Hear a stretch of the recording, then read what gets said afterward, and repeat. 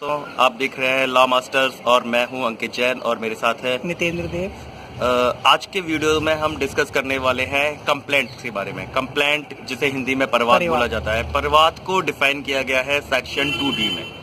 तो बहुत सारी चीजें होती है, बहुत सारे मामले ऐसे होते हैं जिसमें पुलिस को एफआईआर लिखने का राइट्स नहीं होता। मींस जो नॉन कॉग्निजेबल मैटर होते हैं तो उसमें केवल और केवल एक रेमेडीज होती है कि अगर कोई व्यक्ति उन मामलों में पुलिस के पास भी पहुंच जाता है तो पुलिस कहती है कि जाइए मजिस्ट्रेट के पास जाके कंप्लेंट फाइल कीजिए।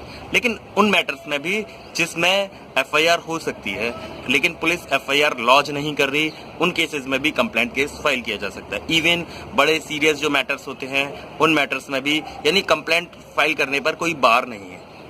ठीक है, एम आई राइट?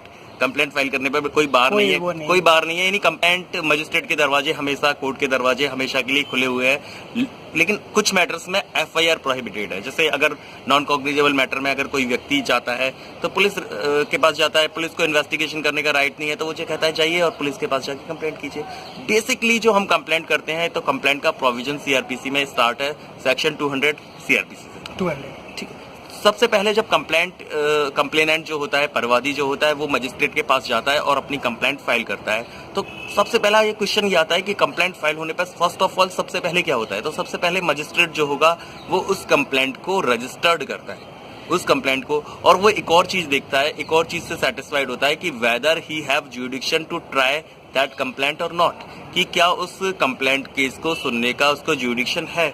अगर उसे लगता है कि उसका जुडिक्शंस नहीं है तो वो कंप्लेंट को रिटर्न कर देगा। और that provision I think in section 201 में उस कंप्लेंट को वो रिटर्न करता है। और इसमें जैसा कि रहता है कि एसएसपी और थाने को इंफॉर्मेशन इसमें जरूरी है कि आके डायरेक्ट जा सकते हैं। देखिए बिल्कुल अगर मैटर नॉन कॉग्निजेबल है तो आप डायरेक्ट कंप्लेंट केस भी फाइल कर सकते हैं अगर आपको बिलीव नहीं और हाँ उसमें रिसिप्ट की उतनी रिक्वायरमेंट नहीं है। अगर है तो वो एक एडिशनल चीज हो जाती है। अच्छा है आपका केस स्ट्रॉन्ग, मतलब आप ये दिखा सकते हैं कि वी आर मतलब हम पुलिस के पास अप्रोच की लेकिन पुलिस ने हमारी सुनवाई नहीं की। लेकिन कंप्लेंट में ये मैंडेटरी नहीं है, आप डायरेक्ट मजिस्ट्रेट के पास किसी भी मैटर में जा सकते हैं। तो फर्स्ट ऑफ ऑल जैसे ही कंप्लेंट मजिस्ट्रेट के पास आती है, मजिस्ट्रेट उस कंप्लेंट को रजिस्टर करता है और रजिस्टर करने के बाद उस कंप्लेंट पर कंप्लेनेंट जो होता है उसको एग्जामाइन करता है। कंप्लेनेंट को एग्जामाइन करेगा, उसके बाद कंप्लेनेंट को एग्जामिन करेगा और फर्स्ट कंप्लेनेंट को एग्जामिनेशन करने के बाद जो उसके विटनेसेस होते हैं उनको एग्जामिन करेगा मजिस्ट्रेट। उसके बाद जब एग्जामिनेशन कंप्लीट हो जाता है तो इंक्वायरी करता है मैटर में। एग्जामिन माने परीक्षण, वो परीक्षण, वो जो एक तरह से प्रिलिमिनरी एग्जामिनेशन होता है ये, वो उसके बाद इंक्वायरी करता है। और इंक्वायरी उस जो एग्जामिनेशन की है उसने कंप्लेनेंट के और उनके विटनेसेस के साथ में जो डॉक्यूमेंट्री एविडेंस फाइल की है कंप्लेनेंट ने, तो उसके बाद वो इंक्वायरी करता है। और इंक्वायरी करने के बाद अगर उसको लगता है कि मामला चलने लायक है तो उस मैटर पे वो कॉग्निजेंस ले सकता है। एक और चीज है कि अगर उसको लगता है कि मामले में इन्वेस्टिगेशन कराना जरूरी है तो वो मामले में इन्वेस्टिगेशन के ऑर्डर भी पास कर सकता है, बिल्कुल पास कर सकता है। ठीक है, तो ये सारी चीज होती है कंप्लेंट से रिलेटेड। तो वहाँ सबसे पहले वो ये एक और चीज है, ये जो कंप्लेंट वाला मैटर जो अभी ये स्टेज रहती है ये होता है बिटवीन कंप्लेनेंट एंड कोर्ट। यहाँ एक्यूज्ड का कोई रोल नहीं होता। मीन्स को पार्टिसिपेट करने का भी कोई राइट नहीं होता। भले ही कंप्लेनेंट ने कंप्लेंट किसी पर्टिकुलर व्यक्ति के अगेंस्ट की है तो वो व्यक्ति वहां कोर्ट में आके अपीयर होके अपना जो पक्ष है वो नहीं रख सकता क्योंकि अभी एक्यूज के समनिंग ऑर्डर ही नहीं हुए। तो ये मैटर चल रहा है कंप्लेनेंट और कोर्ट के बीच में। जब कोर्ट इंक्वायरी करता है, documentary evidence as well as oral evidence, उनके बेस पर अगर उसको लगता है कि there are sufficient grounds to proceed the case तो वो कॉग्निजेंस लेगा। और 203 में कॉग्निजेंस लेता है और प्रोसेस इशू 204 में प्रोसेस इशू करेगा। लेकिन अगर उसको लगता है कि मामला चलने लायक नहीं है तो वो 203 में उस मैटर को डिसमिस कर देगा।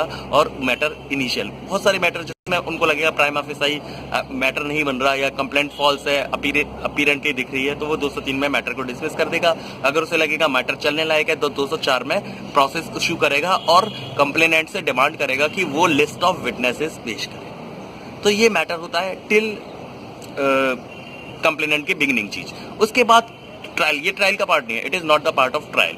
इसके बाद ट्रायल शुरू होगा। ट्रायल तब शुरू होगा जब एक्यूज को प्रोसेस चली गई। अब प्रोसेस कॉग्निजेंस ले लिया। हाँ, कॉग्निजेंस लेने के बाद प्रोसेस जाएगी। प्रोसेस में क्या होगा, सम्मन जाएंगे। सम्मन पर अगर वो अपीयर नहीं होते तो उनके वारंट जाएंगे। वारंट पहले बेलेबल जाएंगे, उसके बाद नॉन बेलेबल जाएंगे, तब भी वो अपीयर नहीं होते तो प्रोक्लेमेशन 82 जो सीआरपीसी में प्रोक्लेमेशन होगी उनकी, प्रोक्लेमेशन पर भी नहीं आते तो वो 83 सीआरपीसी में अटैचमेंट होगी। जो भी व्हाटएवर ये सारी चीजें होंगी और मोस्टली एक्यूज आ जाते हैं। जब वो आ जाएंगे तो उनका ट्रायल होगा। अब ट्रायल कौन सा होगा तो ये डिपेंड करता है कि जो कंप्लेंट के केस है वो कैसा केस है, सम्मन केस है, वारंट केस है या जो भी केस है। इसमें भी बेल रहता है ना, पहले बेल कराएंगे वो हाँ बिल्कुल बिल्कुल। जैसे एक्यूज सबसे पहले जैसे उसके बाद अगेंस्ट प्रोसेस गई, वो अपीयर होगा तो फर्स्ट ऑफ ऑल वो अपनी बेल कराएगा।